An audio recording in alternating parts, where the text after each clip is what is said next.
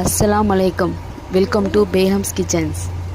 இன்றைக்கி நம்ம வீட்டில் காலையில் பாயாசம், அப்புறம் பரோட்டா, சிக்கன் குழம்பு, அப்புறம் பெருநாள் காசு கிடச்சிச்சு.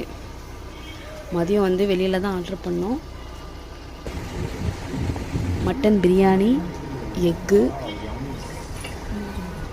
ரைத்தா, சிக்கன் 65, சிக்கன் லாலிபாப், அப்புறம் புளி கத்திரிக்காய். உங்களுக்கெல்லாம் பக்ரீத் எப்படி போச்சு? நல்லா போயிருக்கும்னு நினைக்கிறேன்.